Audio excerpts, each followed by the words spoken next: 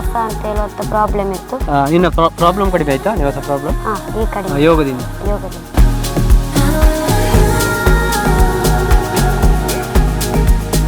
Karnataka group artistic ಗ್ರೂಪಲ್ಲಿ silver ಬಂದಿತ್ತು.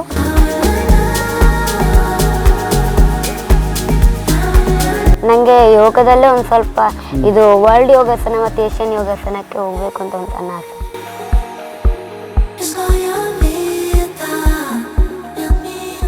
ನನ್ನನ್ನು ಫಸ್ಟ್ ಸೆಲೆಕ್ಷನ್ ಮಾಡಿದ್ದು ಇವರು ಪ್ರಶ್ವಿಜ.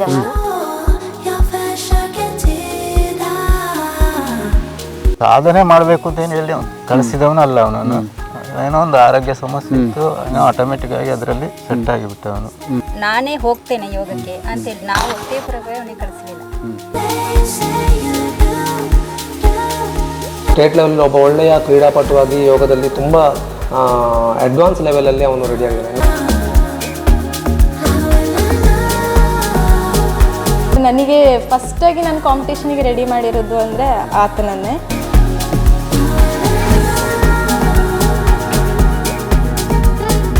ಪ್ರಿಯ ವೀಕ್ಷಕರೇ ನಮಸ್ತೆ. ಇಂದು ಅಂತಾರಾಷ್ಟ್ರೀಯ ಯೋಗ ದಿನಾಚರಣೆ. ನಾಡಿನ ಸಮಸ್ತ ವೀಕ್ಷಕರಿಗೆ ಯೋಗ ದಿನಾಚರಣೆಯ ಶುಭಾಶಯಗಳು. ಇತ್ತೀಚಿನ ವರ್ಷಗಳಲ್ಲಿ ಯುವ ಸಮೂಹ ಇರ್ಬೋದು, ವಿದ್ಯಾರ್ಥಿಗಳಿರ್ಬೋದು, ಅವರು ಕೂಡ ಯೋಗದಲ್ಲಿ ಪರಿಣತಿಯನ್ನು ಸಾಧಿಸಿ ಅವರ ಪ್ರತಿಭೆಯನ್ನು ಕೂಡ ಜೊತೆಗೆ ಆರೋಗ್ಯವನ್ನು ಕೂಡ ಕಾಪಾಡಿಕೊಂಡಿದ್ದಾರೆ. ನಮ್ಮ ಈ ಯೋಗ ದಿನಾಚರಣೆಯ ವಿಶೇಷದಂದು ಸುಳ್ಯ ತಾಲೂಕಿನ ಒಂದಷ್ಟು ಪ್ರತಿಭಾನ್ವಿತ ಯೋಗ ಪಟುಗಳನ್ನು, ಯೋಗ ವಿದ್ಯಾರ್ಥಿಗಳನ್ನು ನಿಮಗೆ ಪರಿಚಯ ಮಾಡಿಕೊಡ್ತಾ ಇದ್ದೇವೆ. ಈಗ ಮತ್ತೊಂದು ಪ್ರತಿಭಾನ್ವಿತ ಯೋಗ ಪಟು ತನುಷ್ ಮೋಂಟಡ್ಕ ಇವರನ್ನು ತಮಗೆ ಪರಿಚಯ ಮಾಡಿಕೊಡ್ತಾ ಇದ್ದೇನೆ. ಇಲಿಮಲೆಯ ಜ್ಞಾನದೀಪ ವಿದ್ಯಾಸಂಸ್ಥೆಯ 10ನೇ ತರಗತಿ ವಿದ್ಯಾರ್ಥಿ, ಉಬಡಕ ಮಿತ್ತೂರು ಗ್ರಾಮದಲ್ಲಿ ಹರೀಶ್ ಮೋಂಟಡ್ಕ ಮತ್ತು ಭವಾನಿ ಅವರ ಪುತ್ರ. ಅನೇಕ ಪ್ರಶಸ್ತಿಗಳನ್ನು ಪಡೆದಿರುವಂಥದ್ದು, ಅದೇ ರೀತಿಯಲ್ಲಿ ಅನೇಕ ಕಡೆ ಪ್ರದರ್ಶನವನ್ನು ಕೂಡ ನೀಡಿರುವಂಥದ್ದು. ಆತನನ್ನು ಪರಿಚಯ ಮಾಡಿಕೊಳ್ಳೋಣ ಬನ್ನಿ.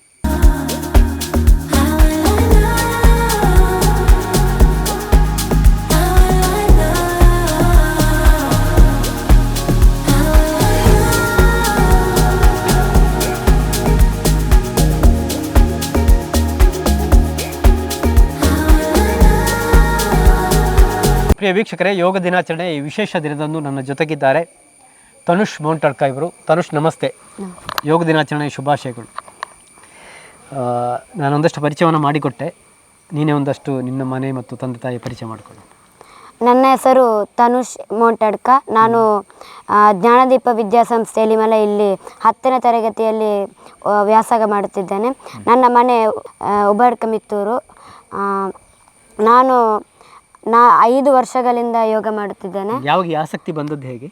ಅದು ಶಾಲೆಯಲ್ಲಿ ಮೊದಲು ಪ್ರಶ್ವಿಜ ಯೋಗ ಟೀಚರ್ ಅವರು ಬಂದಿದ್ದರು. ಆಗ ನನಗೆ ಯೋಗ ದಿನಾಚರಣೆ ದಿನ ಅವರು ಬಂದಿದ್ದರು. ಆಗ ನಾನು ಅಲ್ಲಿ ಯೋಗ ಮಾಡಲಿಕ್ಕೆ ಆಗ ಅವರು ನಾನು ಸ್ವಲ್ಪ ನ್ಯಾಚುರಲ್ ಫ್ಲೆಕ್ಸಿಬಲ್ ಅನ್ನು ನೋಡಿ ಅವರು ಹೇಳಿದರು, ಇದು ನಿನಗೂ ಯೋಗ ಮಾಡ್ಬೋದು ಅಂತ. ಆಗ ನಾನು 6th ಅಲ್ಲಿದ್ದೆ.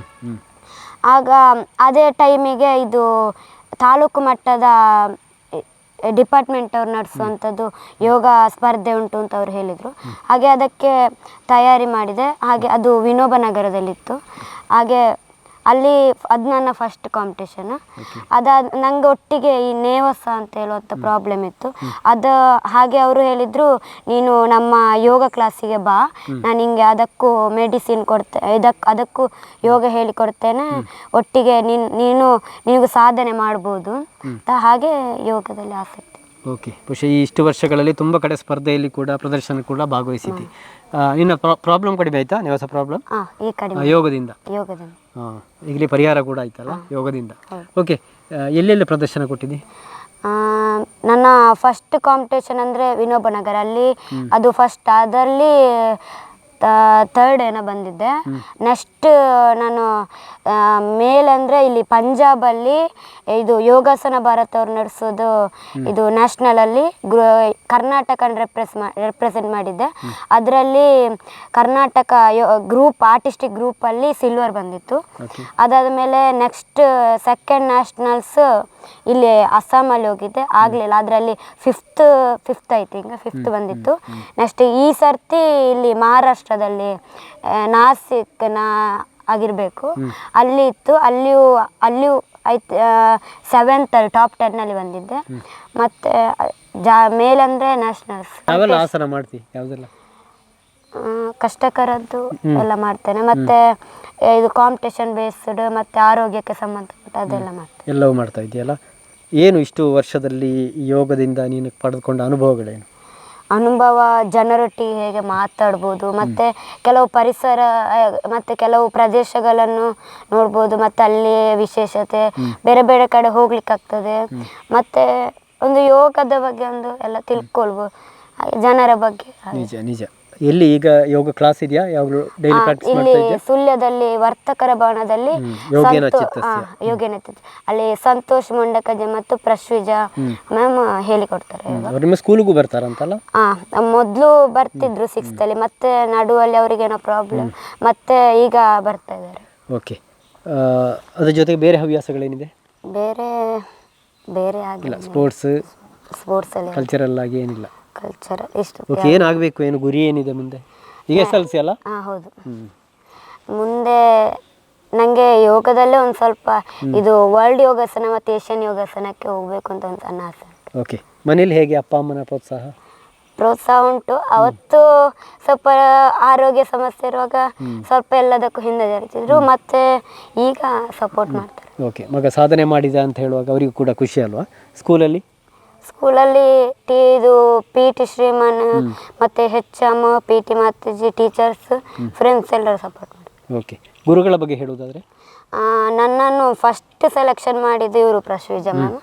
ಅವರು ಮತ್ತು ಇದು ಯೋಗ ಸರ್ನೊಟ್ಟಿಗೆ ಹೇಳಿದ್ರು, ಇವನು ಚಂದ ಮಾಡ್ತಾನೆ ಹೀಗೆ ಹೀಗೆ ಅಂತ. ಮತ್ತು ಅವರು ನನಗೆ ಹಾಗೆ ಪ್ರಾಕ್ಟೀಸ್ ಕೊಡ್ತಾಯಿದ್ರು.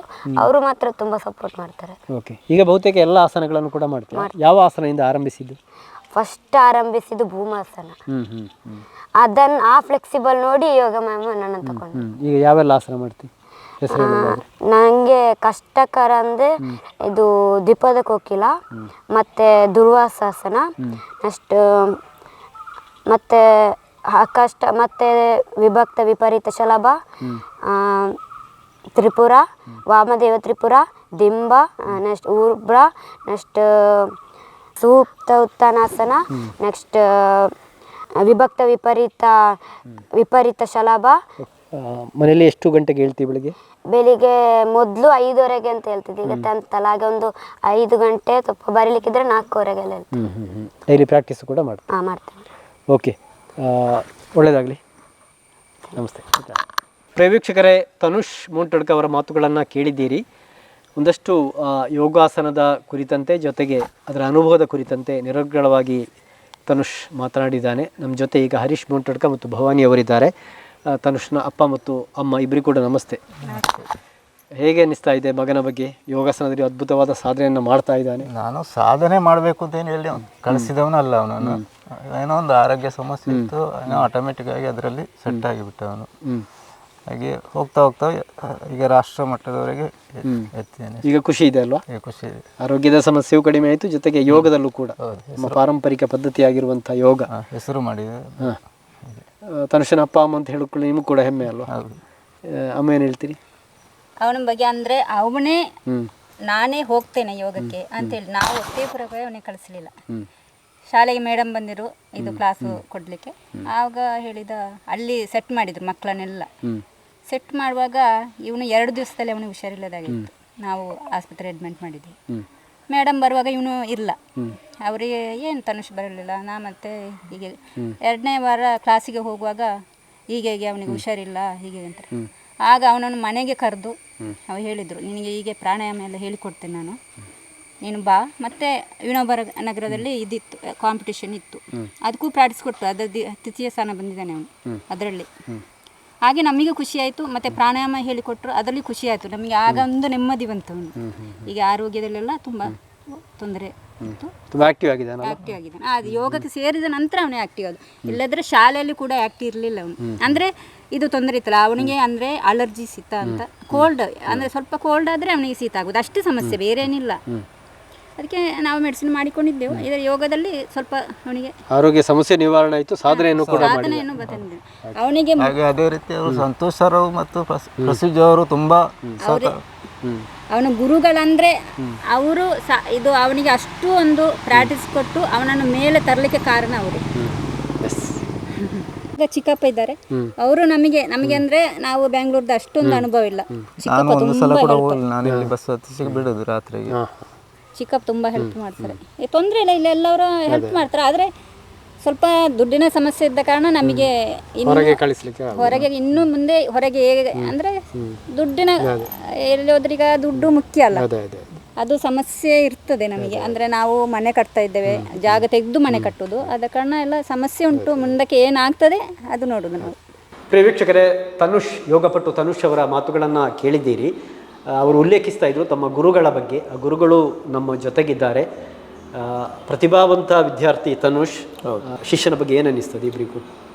ಮೊದಲಾಗಿ ತುಂಬ ಖುಷಿ ಆಗ್ತದೆ. ತನುಷ್ನ ಬಗ್ಗೆ ಹೇಳಬೇಕಂತ ಹೇಳಿದರೆ, ಅವನು ಪ್ರಾರಂಭದ ದಿನಗಳಲ್ಲಿ ಅವನ ಒಂದು ಕೆಲವು ಸಮಸ್ಯೆ ಇತ್ತು. ಅವನು ಉಸಿರಾಟ ಸಂಬಂಧಿ ಸ್ವಲ್ಪ ತೊಂದರೆ ಒಳಗಾಗುವ ಸಂದರ್ಭದಲ್ಲಿ ಯೋಗಕ್ಕೆ ಬರಲಿಕ್ಕಿಂತ ಮುಂಚೆ ಅವನು ಸಮಸ್ಯೆಯಲ್ಲಿದ್ದ ಕಾರಣ ಅವನಿಗೆ ನಾವು ಯಾವಾಗ ಜ್ಞಾನದೀಪದಲ್ಲಿ ಕ್ಲಾಸನ್ನು ಕೊಡಲಿಕ್ಕೆ ಸ್ಟಾರ್ಟ್ ಮಾಡಿದೆವು ಆವಾಗ ಅವನು ಅಲ್ಲಿಂದ ಯೋಗಕ್ಕೆ ಬರಲಿಕ್ಕೆ ಒಂದು ಆಸಕ್ತಿ.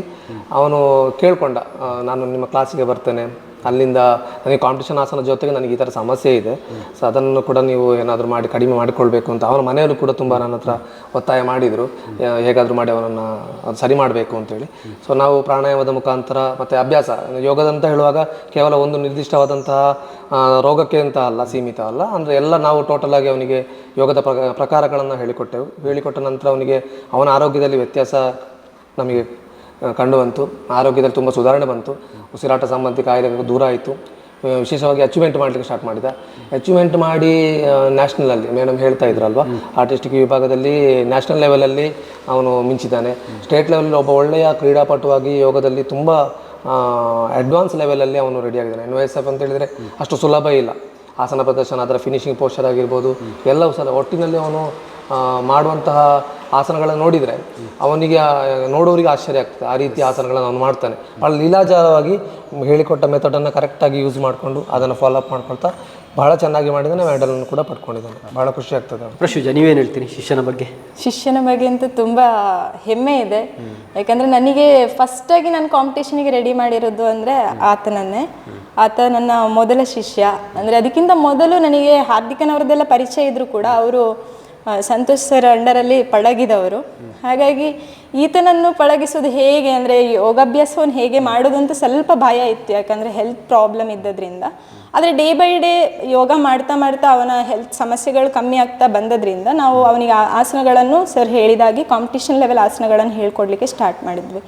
ಇವಾಗ ಆತ ಏನಂದರೆ ಅವನ ದೇಹವನ್ನು ಕೆಳಗಿಟ್ಟು ಮೇಲೆತ್ತುವಷ್ಟು ಪಳಗಿಕೊಂಡಿದ್ದಾನೆ. ಎಲ್ಲರೂ ಅವನ ಆಸನವನ್ನು ನೋಡಬೇಕಾದ್ರೆ ಶಾಕ್ ಆಗ್ತಾರೆ. ಹಾಗಾಗಿ ಈಗ ಸರ್ ಹೇಳಿದಾಗೆ ಸ್ಟೇಟ್ ಲೆವೆಲಲ್ಲಂತೂ ಅವನಿಗೆ ಒಂದು ಪ್ಲೇಸ್ ಇಟ್ಟಿರ್ತಾರೆ. ಯಾಕಂದರೆ ನ್ಯಾಷನಲ್ ಲೆವೆಲಲ್ಲಿ ಮೆಡಲ್ ಮಾಡಿಕೊಡ್ಬೋದು ಸ್ಟೇಟಿಗೆ ಅಂತೇಳೋ ಹೋಪ್ ಎಲ್ರಿಗೂ ಇದೆ. ವೀಕ್ಷಕರೇ, ಕೇಳಿದ್ರಲ್ಲ ತನುಷ್ ಮುಂಟಡ್ಕ ಅವರ ಮಾತುಗಳನ್ನು. ಅವರ ತಂದೆ ತಾಯಿ ಕೂಡ ಮಗನ ಬಗ್ಗೆ ಹೆಮ್ಮೆಯ ಮಾತುಗಳನ್ನು ಆಡಿದ್ದಾರೆ. ತನುಷ್ನಿಂದ ಇನ್ನಷ್ಟು ಸಾಧನೆ ಸಾಧ್ಯ ಆಗಲಿ ಎನ್ನುವುದು ನಮ್ಮ ಆಶಯ ಕೂಡ. ಈ ವಿಶೇಷ ದಿನದಂದು ಮತ್ತೊಮ್ಮೆ ತನುಷ್ ಮುಂಟಡ್ಕ ಅವರಿಗೆ ಅಭಿನಂದನೆಗಳನ್ನು ಸಲ್ಲಿಸ್ತಾ ಉಬರಡ್ಕದಿಂದ ಕ್ಯಾಮರಾ ಪರ್ಸನ್ಸ್ ಕೌಶಿಕ್ ರಾಮ್ ಬಳ್ಳಕ, ಅನಿಲ್ ಸಂಪಾ ಜೊತೆ ನಾನು ದುರ್ಗಾಕುಮಾರ್ ನಾಯಕೆರೆ, ಸುದ್ದಿ ನ್ಯೂಸ್, ಸುಳ್ಯ. ಅತ್ತೆ, ಇದು ನನ್ನ ಬರ್ಡೇ ಗಿಫ್ಟ್. ಇದೆಲ್ಲ ಜೀವನದಲ್ಲಿ ನನಗೋಸ್ಕರ ತಗೊಂಡ್ಬಂದಿದ್ದಾರೆ. ನಿನ್ ಮೇಲೆ ತುಂಬಾ ಚೆನ್ನಾಗಿ ಕಾಣುತ್ತೆ. ಇದು ತುಂಬಾ ಚೆನ್ನಾಗಿದೆ ಅಲ್ವಾ? ತುಂಬಾ ಚೆನ್ನಾಗಿದೆ.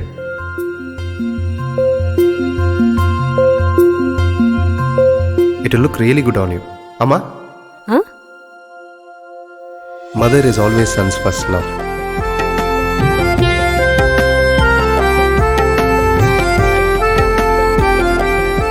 ಪ್ರತಿ ಪೀಳಿಗೆಯ ಪ್ರೀತಿಯ ಮಳಿಗೆ GL ಆಚಾರ್ಯ ಜುವೆಲ್ಲರ್ಸ್.